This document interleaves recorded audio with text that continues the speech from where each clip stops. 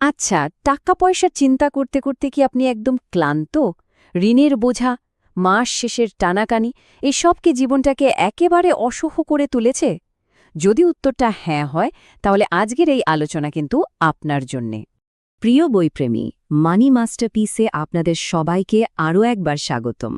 আমরা এখানে চেষ্টা করি খুব কম সময়ে দারুণ সব বইয়ের মূল কথাগুলো আপনাদের কাছে তুলে ধরতে, যাতে আপনারা সহজেই শিখতে পারেন আর কাজেও লাগাতে পারেন।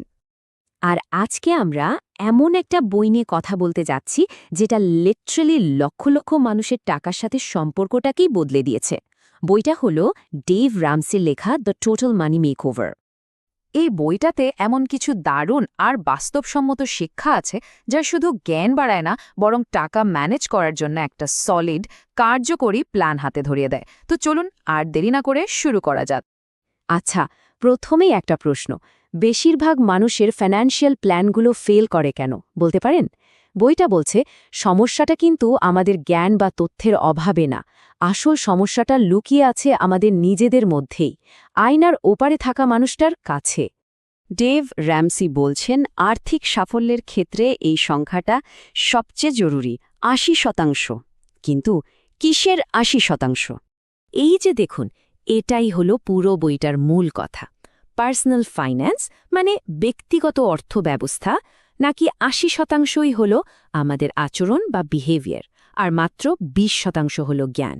এর মানে কি দাঁড়ালো? এর মানে হল টাকা জমানোর অঙ্কটা জানাটাই সব না, আসল খেলাটা হলো নিজের অভ্যাস আর আচরণকে কন্ট্রোল করা। রামসি কিন্তু এটা কোনো থিওরি থেকে বলছেন না, একদম নিজের অভিজ্ঞতা থেকে বলছেন। উনি একটা সময় বুঝতে পারলেন যে তার টাকার যত সমস্যা, যত দুশ্চিন্তা, সেটার শুরু আর শেষ দুটোই ওই আয়নার ভেতরের মানুষটার হাতে। মানে আমাদের আর্থিক সাফল্যের পথে সবচেয়ে বড় বাধাটা আসলে আমরাই নিজেরাই। আচ্ছা, এবার চলুন বইটার সবচেয়ে বিতর্কিত একটা টপিকে যাই, এমন একটা ধারণা যা আমাদের লোন বা ধার নিয়ে যা যা বিশ্বাস আছে সেগুলোকে একেবারে নাড়িয়ে দেবে। আমাদের সমাজে একটা কথা খুব চলে, তাই না, যে লোন বা ডেট হলো সম্পদ বানানোর একটা টুল। কিন্তু এই বইটা বলছে সত্যিটা আসলে ঠিক তার উল্টো। ধার আপনার ঝুঁকি বাড়ায়, আর এটা আপনাকে না, বরং ব্যাংকগুলোকেই আরও ধনী বানানোর একটা সিস্টেম। এই কথাটা একবার দেখুন। ধনীরা গরিবদের উপর শাসন করে, আর ঋণগ্রহীতা ঋণদাতার দাস হয়ে যায়। বইটাতে এই কথাটা ব্যবহার করা হয়েছে এটা বোঝানোর জন্য যে ধার নেওয়া মানে আসলে নিজের স্বাধীনতাকে অন্যের হাতে তুলে দেওয়া। তাহলে প্রশ্ন হলো, এই প্ল্যানটা কাদের জন্য? আসলে প্রায় সবার জন্যই।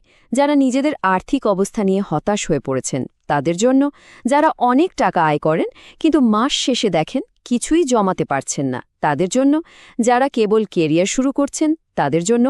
মোট কথা, যে কেউ কিস্তির জালে আটকে আছেন আর একটা পরীক্ষিত স্টেপ বাই স্টেপ প্ল্যান খুঁজছেন, এই বইটা তাদের জন্যই। তো বইটার মূল আকর্ষণটা কি? সেটা হলো এর অ্যাকশন প্ল্যান। এর নাম দেওয়া হয়েছে বেবি স্টেপস, মানে ছোট ছোট পদক্ষেপ। এটা হলো আর্থিক শান্তিতে পৌঁছানোর একটা হাউ টু গাইড। প্রথম ৩টা বেবি স্টেপ হলো আপনার ফাউন্ডেশন। স্টেপ 1, যে কোনো ছোটখাটো ইমার্জেন্সির জন্য চট করে $১,০০০ জমিয়ে ফেলা। স্টেপ 2, ডেট স্নোবল নামে একটা পদ্ধতি ব্যবহার করে আপনার বাড়ি লোন ছাড়া বাকি সব ধার শোধ করা। আর স্টেপ 3, ৩ থেকে ৬ মাসের খরচের টাকা দিয়ে একটা ফুল ইমার্জেন্সি ফান্ড তৈরি করা। আর হ্যাঁ, এই স্টেপগুলো কিন্তু একটার পর একটা একদম অর্ডার মেনেই করতে হবে। আচ্ছা, এই ডেট স্নোবল জিনিসটা কি? এটা ধার শোধ করার একটা দারুণ কৌশল। এখানে ইন্টারেস্ট রেট কত সেটা বড় কথা নয়, নিয়ম হলো আপনার সবচেয়ে ছোট লোনটা আগে শোধ করা। কেন? কারণ এর উদ্দেশ্যটা অঙ্কের থেকেও বেশি মানসিক। ছোট ছোট জয়গুলো আপনাকে সামনে এগিয়ে যাওয়ার জন্য অসম্ভব মোটিভেশন দেবে। এটা কাজ করে খুব সহজভাবে। প্রথমে আপনার সব লোন, ছোট থেকে বড়, একটা লিস্ট বানান। এরপর সবচেয়ে ছোটটা ছাড়া বাকি সবগুলোতে শুধু মিনিমাম পেমেন্টটা দিয়ে যান। আপনার সমস্ত ফোকাস আর বাড়তি টাকা দিয়ে অ্যাটাক করুন সবচেয়ে ছোট লোনটাকে। যেই ওটা শোধ হয়ে যাবে, ওই লোনের কিস্তির টাকাটা এবার জুড়ে দিন তার পরের ছোট লোনটার সাথে। ব্যাস, এভাবেই স্নোবলটা বড় হতে থাকবে। এখন মনে প্রশ্ন আসতেই পারে যে এই প্ল্যানটা দিচ্ছে সে লোকটা কে, তার কথা আমরা কেন শুনব? চলুন তাহলে এই মেকওভারের পেছনের মানুষটা ডেভ র্যামসি সম্পর্কে একটু জেনে নিই।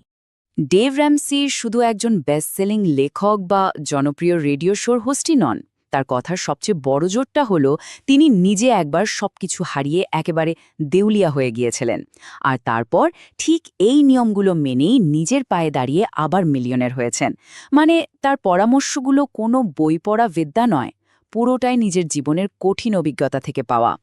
তো চলুন পুরো আলোচনাটা শেষে বইটার সবচেয়ে জরুরি কথাগুলো, মানে আপনার ফাইন্যান্সিয়াল মেকওভারের মূল চাবিকাঠিগুলো এক ঝলকে দেখে নেওয়া যাক। এক কথায় দ্য টোটাল মানি মেকওভার আপনাকে কি বলছে? প্রথমত, টাকার খেলাটা ৮০% আপনার অভ্যাস আর মাত্র ২০% জ্ঞান। দ্বিতীয়ত, আপনার ইনকামে আপনার সবচেয়ে বড় সম্পদ বানানোর হাতিয়ার ধার বা লোন নয়, তাই ধার করা বন্ধ করুন, ক্রেডিট কার্ড কেটে ফেলুন। তৃতীয়ত, ওই বেবি স্টেপগুলো একদম হরিণের মতো গতিতে মন দিয়ে ফলো করুন। একটা লিখিত বাজেট বানান, মানে আপনার টাকাকে বলে দিন তাকে কোথায় যেতে হবে। আর সবশেষে সবচেয়ে জরুরি কথাটা হলো, এখন কয়েকটা বছর অন্যদের চেয়ে আলাদাভাবে বাঁচুন, যাতে বাকি জীবনটা অন্যদের চেয়ে অনেক ভালোভাবে বাঁচতে পারেন। যাওয়ার আগে শুধু একটা প্রশ্ন রেখে যাচ্ছি। একবার ঠান্ডা মাথায় ভেবে দেখুন তো, যদি আপনার জীবনে কোনো পেমেন্ট বা কিস্তির চাপ না থাকতো, কোনো লোন শোধ করার চিন্তা না থাকতো, তাহলে প্রতি মাসে আপনার আয়ের কতখানি আপনি জমাতে পারতেন, খরচ করতে পারতেন বা অন্যকে সাহায্য করতে পারতেন? আপনার আসল আর্থিক স্বাধীনতার ক্ষমতা কিন্তু ঠিক এখানেই লুকিয়ে আছে। আমাদের সাথে থাকার জন্য অসংখ্য ধন্যবাদ। মানি মাস্টারপিসের এরকম আরও দারুণ সব বইয়ের সারসংক্ষেপ পেতে চাইলে লাইক, কমেন্ট, শেয়ার আর সাবস্ক্রাইব করতে একদম ভুলবেন না। খুব শীঘ্রই দেখা হবে পরের পর্বে।